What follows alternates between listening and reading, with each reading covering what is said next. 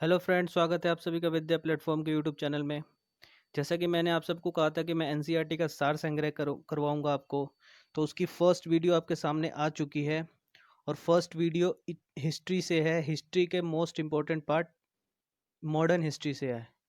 जी हाँ, modern history से इसलिए है क्योंकि सबसे ज़्यादा जो क्वेश्चंस होते हैं एग्ज़ाम्स के, वो सबसे ज़्यादा इसी पार्ट से पूछे जाते हैं। तो सबसे पहले हम मॉडर्न हिस्ट्री को देखेंगे आज, फिर कल हम पॉलिटिकल साइंस, परसों हम ज्योग्राफी। डे बाय डे करके हम ऐसे तैयारी करेंगे ताकि साथ साथ हम सारे सब्जेक्टों की तैयारी साथ में करते चलें। तो चलिए आज का मॉडर्न हिस्ट्री का पार्ट शुरू करते हैं। तो शुरू करने से पहले मैं आपको बता दूं कि अगर अपने चैनल को सब्सक्राइब नहीं किया तो प्लीज़ सब्सक्राइब कर लीजिए, लाइक कीजिए, शेयर कीजिए दोस्तों के पास ताकि उनको भी ये वीडियो मिल सके। तो चलिए यार शुरू करते हैं आज का वीडियो। तो चलिए, तो इसमें पॉइंट वाइज दिए गए हैं, जैसे वन लाइनर होते हैं वैसे ही हैं। तो वो मैं बोलता जाऊंगा, आप सुनते रहिए, आराम से देखते रहिए वीडियो को। तो चलिए, पहला पॉइंट है व्यापार हेतु समुद्री मार्ग से भारत आने वाले प्रथम यूरोपीय कौन थे? तो वो थे पुर्तगाली। ठीक है, चलिए सेकंड सेकंड देखते हैं हम। यूरोप से भारत आने के लिए समुद्री मार्ग की खोज किसके द्वारा की गई थी? तो वो था वास्को डिगामा। भारत इसका आगमन हुआ था कब? 17 मई 1498 को। चलिए नेक्स्ट, कालीकट बंदरगाह के तट पर किसने वास्को डिगामा का स्वागत किया था? तो वो कौन था? तो वो था जमोरियन, स्थानीय शासक था वहां का, कालीकट। पुर्तगाली ने पुर्तगालियों ने भारत में सर्वप्रथम अपनी व्यापारिक कोठी फैक्ट्री कहाँ स्थापित की थी? तो वो था कहाँ? कोचीन, कोच्चि बोलते हैं, कोच्चि, कोचीन में स्थापित की थी। चलिए नेक्स्ट, पुर्तगाली उपनिवेश का प्रथम वायसरॉय भारत में कौन नियुक्त किया गया था? तो वो था फ्रांसिस्को दी अल्मीडा। वो कब? 1505 ईस्वी में। चलिए नेक्स्ट, भारत में तंबाकू, ये देखिए थोड़ा सा इम्पोर्टेंट, ये इम्पोर्टेंट फैक्ट है जो आपको ध्यान में रखना है, ये बॉक्स में दिया होगा। तो चलिए, भारत में तंबाकू की कृषि एवं प्रिंटिंग प्रेस को प्रारंभ करने का श्रेय पुर्तगालियों को दिया जाता है। ठीक है, भारत में प्रथम प्रिंटिंग प्रेस की स्थापना 1556 में गोवा में की गई थी।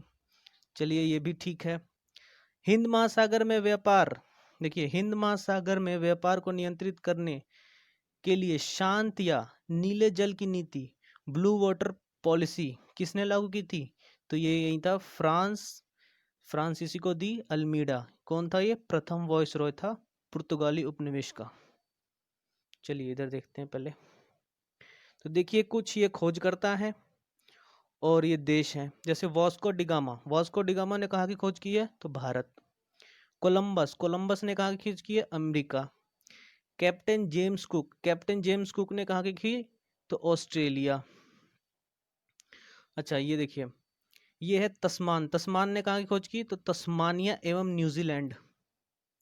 और बार्थोलोम्यू डियाज ने, इसने कहाँ कहाँ की खोज की है? तो केप ऑफ गुड होप।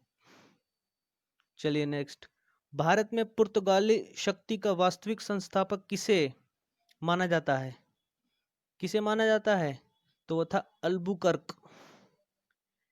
किस वॉइसरॉय के काल में गोवा को पुर्तगालियों का औपचारिक मुख्यालय बनाया गया था? तो किस वॉइसरॉय के काल में? तो नीनो डी कुन्हा। ध्यान रखना, नीनो डी कुन्हा।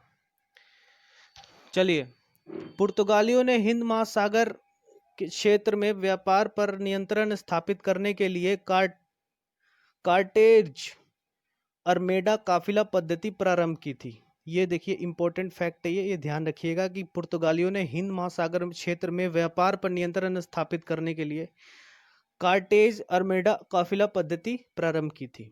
चलिए, पुर्तगालियों के पश्चात भारत में व्यापार करने आए कौन? डच। कहाँ के निवासी थे? हॉलैंड के निवासी, वर्तमान में नीदरलैंड जो है। ठीक है, तो चलिए यार नेक्स्ट देखते हैं। पुर्तगाली ईस्ट इंडिया कंपनी की स्थापना कब हुई थी? ये थे पुर्तगाल देश से आए थे, 1498 में हुई थी। कहाँ पे? कोच्चि में। अंग्रेजी east India Company, the governor and the company of merchant of London trending into the east Indies. इसके देश कौन था? ये ब्रिटेन। और ब्रिटेन के बाद ये 1600 ईस्वी में इसकी स्थापना हुई थी। कहाँ पे हुई थी भारत में? सर्वप्रथम सूरत में। ध्यान रखिएगा ये चीजें, ये बहुत इंपॉर्टेंट है ये। United east India company of Netherlands, कहाँ के निवासी थे? हॉलैंड के। 1602 में इनकी कंपनी का स्थापना हुई इनकी कंपनी की। और ये मसूलीपट्टनम में इनकी स्थापना हुई। Danish east India company, Denmark, 1616 में इनकी स्थापना हुई है। डेनमार्क की कंपनी थी। कहाँ पे? तो त्रावणकोर, जिसको आज बोलते हैं त्रैंकोबार बोलते थे पहले, त्रैंकोबार। फ्रांसीसी ईस्ट इंडिया कंपनी, द इंडेस ओरिएंटलेस। फ्रांसीसी ईस्ट इंडिया कंपनी की स्थापना ये देश था फ्रांस। इसकी स्थापना हुई थी 1664 में। कहाँ पे? सूरत में। तो सूरत दो कॉमन है। सबसे पहला सूरत, एक तो अंग्रेजी ईस्ट इंडिया कंपनी और एक फ्रांस ईस्ट इंडिया कंपनी। और इसका 1600 था, इसका 1664 था।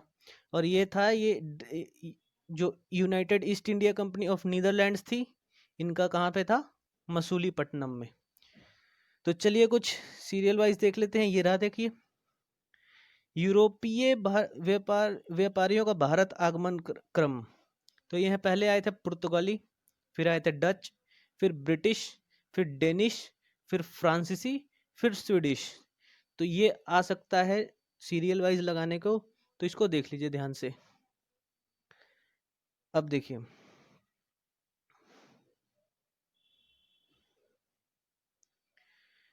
नेक्स्ट है, किस यूरोपीय शक्ति द्वारा भारत से मसालों के निर्यात के स्थान पर कपड़ों के निर्यात को प्राथमिकता दी गई?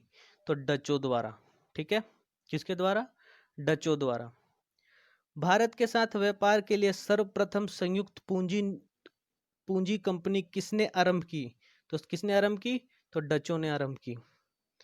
वर्ष 1759 यानी 1759 में बेदरा का युद्ध ध्यान रखिए, किन दो यूरोपीय शक्तियों के मध्य लड़ा गया? तो वो कौन थे? डच और अंग्रेज। लंदन में ब्रिटिश ईस्ट इंडिया कंपनी के गठन के समय भारत का सम्राट कौन था? तो वो था अकबर। कौन था? अकबर। ब्रिटिश सम्राट जेम्स प्रथम का दूत बनकर भारत में व्यापारिक कोठी स्थापित करने के उद्देश्य से जहांगीर के दरबार में आने वाला ब्रिटिश नागरिक कौन था? तो कैप्टन हॉकिंस। कब आया था? वर्ष 1608 में, 1608। नेक्स्ट देखिए, कह रहे हैं ब्रिटिश ईस्ट इंडिया कंपनी द्वारा भारत में प्रथम अस्थायी कारखाना मसूलीपट्टनम 1611 में खोला गया, तथा प्रथम अस्थायी कारखाना सूरत 1613 में स्थापित किया गया। चलिए नेक्स्ट, ईस्ट इंडिया कंपनी के किस अंग्रेज गवर्नर को औरंगजेब द्वारा भारत से निष्कासित किया गया था? सर जॉन चाइल्ड को। किसको? सर जॉन चाइल्ड को। ध्यान रखिएगा, औरंगजेब द्वारा भारत से निष्कासित किया गया था। ईस्ट इंडिया कंपनी का वो अंग्रेजी गवर्नर था। हैमिल्टन द्वारा सफल उपचार किए जाने के कारण किस मुगल बादशाह द्वारा ईस्ट इंडिया कंपनी के लिए वर्ष 1717 में महाधिकार पत्र जारी किया गया था? तो किसके द्वारा? फारूक सियर। ध्यान रखना। चलिए कुछ इंपॉर्टेंट फैक्ट देख लेते हैं। 1661 में इंग्लैंड के राजा चार्ल्स द्वितीय, कौन थे? चार्ल्स द्वितीय इंग्लैंड के राजा थे, का विवाह हुआ था पुर्तगाली राजकुमारी कैथरीन। कैथरीन के साथ इनका विवाह हुआ था। इस अवसर पर पुर्तगालियों ने चार्ल्स द्वितीय को दहेज के रूप में बम्बई द्वीप प्रदान किया। ठीक है, 1668 ईस्वी में चार्ल्स द्वितीय ने 10 पाउंड वार्षिक किराया लेकर बम्बई ईस्ट इंडिया कंपनी को दे दिया। ठीक, ध्यान रखना इसको।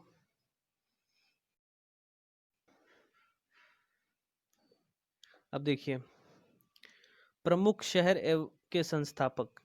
कलकत्ता के संस्थापक कौन है? तो ये है जॉब चॉर्नोक, मद्रास के फ्रांसिस डे, नई दिल्ली के एडवर्ड लुटियंस एवं हर्बर्ट बेकर, ध्यान रखना इंपॉर्टेंट है ये नई दिल्ली वाला। बम्बई गेराल्ड अंगियार, गेराल्ड अंगियार बम्बई के संस्थापक, ये भी ध्यान रखना। वैसे तो चारों ही ध्यान रखना, चारों ही मेन बहुत इंपॉर्टेंट है जगह अपने आप में ही। यूरोप वासियों के लिए सर्वोत्तम शोरा और अफीम प्राप्ति का मुख्य क्षेत्र कहाँ था? तो वो था बिहार। वर्ष 1664 में फ्रांसीसी कंपनी की स्थापना किसके प्रयासों से की गई थी? तो वो था कोलबर्ट। किसके प्रयासों से? तो कोलबर्ट। फ्रांसीसी कंपनी की स्थापना किसके कार्यकाल में हुई? किसके कार्यकाल में? लुई 14वें के कार्यकाल में। फ्रैंक कैरो के द्वारा भारत में प्रथम फ्रांसीसी फैक्ट्री, किसके द्वारा? फ्रैंक कैरो के द्वारा भारत में प्रथम फ्रांसीसी फैक्ट्री की स्थापना कहाँ की गई थी? तो वो की गई थी सूरत में। और कब की गई थी? तो 1668 ईस्वी में की गई थी। ठीक है। फ्रांसीसी गवर्नर डुप्ले ने पहली बार भूक्षेत्र अर्जित करने के उद्देश्य से भारतीय राजाओं के विवाद में भाग लेने की नीति आरंभ की थी। देखिए, फ्रांसीसी गवर्नर डुप्ले ने पहली बार भू क्षेत्र अर्जित करने के उद्देश्य से, मतलब कि इंडिया में भू क्षेत्र लेने के लिए भारतीय राजाओं के विवादों में भाग लेने की आरंभ की थी। फ्रांसीसियों द्वारा फोर्ट लुई किला कहाँ बनवाया गया था? तो वो था पौंडुचेरी। पौंडुचेरी का प्रथम फ्रांसीसी गवर्नर कौन था? तो था फ्रांको मार्टिन। पुर्तगालियों को सौली के स्थान पर किस अंग्रेज अधिकारी ने पराजित किया था? तो वो था थॉमस बेस्ट। कौन था? Thomas best. वोंडिवोश का युद्ध 1760 में हुआ था। ठीक है, ये ध्यान रखना। में अंग्रेजों ने किसको पराजित किया था? तो वो था फ्रांस। किसको? फ्रांस को पराजित किया था। चलिए, कर्नाटक का युद्ध किनके मध्य लड़ा गया था? तो अंग्रेज और फ्रांस। वही जो डुप्ले था ना, डुप्ले यहाँ पे जो पढ़ने को आया था, इसी की जो ये जो आया, इसी की वजह से ये लड़ाई हुई थी। प्रथम कर्नाटक युद्ध। अब देखो, प्रथम कर्नाटक युद्ध किस संधि के माध्यम से समाप्त हुआ? तो संधि का नाम था एक्स लॉ शैपेल की संधि। 1748 में हुई थी ये संधि। तो चलिए यार, ये देखते हैं कर्नाटक का युद्ध पहला वाला कब हुआ था। तो पहला कर्नाटक का युद्ध हुआ था 1746 से 48 में। ऑस्ट्रिया के उत्तराधिकार का युद्ध प्रमुख कारण था इसका। जो ऑस्ट्रेलिया के उत्तराधिकार का युद्ध, संधि हुई थी एक्स लॉ शैपेल की संधि 1748 में। ये देखिए, जो ये अपने ऊपर पढ़ा, परिणाम अनिर्णित। द्वितीय युद्ध कब हुआ था? 1751 से 55 में। कर्नाटक के उत्तराधिकारी को लेकर इसका युद्ध हुआ था। संधि थी पांडिचेरी की संधि। इसको जब इसका युद्ध का कॉम्प्रोमाइज हुआ तो ये संधि हुई थी, उसमें पांडिचेरी की संधि, और 1755 में हुई थी। ब्रिटेन मजबूत स्थिति में, परिणाम में ये रहा था, ब्रिटेन की स्थिति मजबूत थी इस टाइम। चलिए, तृतीय युद्ध कब हुआ था? 1758 से 63 के बीच। इसमें सप्तवर्षीय युद्ध एवं औपनिवेशिक कारण पेरिस की संधि हुई थी। इसका कारण था सप्तवर्षीय युद्ध और औपनिवेशिक कुछ कारण थे अंग्रेजों के। इसके पेरिस की संधि हुई थी 1763 में। फ्रांस की पराजय हो गई थी इसमें पूरी तरह से। चलिए, अंग्रेजी कंपनी का नाम governor and company of merchant of London trading into the east Indies रखा गया। ठीक है, तो चलिए यार, आज के लिए बस इतना ही। आगे हम नेक्स्ट क्लास में डिस्कस करेंगे। तो ये वीडियो अगर पसंद आई हो तो प्लीज़ लाइक करें, शेयर करें, सब्सक्राइब करें, चैनल को अपने दोस्तों तक पहुंचाएं ताकि उन तक भी ऐसी वीडियोस पहुंच पाए, अपनी तैयारी कर सकें। तो ये था एनसीईआरटी का सार संग्रह, जो कि मॉडर्न हिस्ट्री से था। ये अभी पूरा नहीं हुआ है, अभी थोड़ा सा ही हुआ है। अभी बहुत वीडियोस आएंगी इसकी मॉडर्न हिस्ट्री की, आपकी एंशिएंट की भी कराऊंगा, मिडिवल की भी कराऊंगा, polity, geography, eco, environment, computer, जितनी भी है एनसीईआरटी से जो भी हैं इसमें सब दिए हुए हैं, और मैं सब सब सब के ऊपर वीडियो बनाऊंगा जिससे कि बढ़िया से बढ़िया तैयारी हो सके। तो यार बस सपोर्ट करो, शेयर करो, लाइक करो, सब्सक्राइब करो।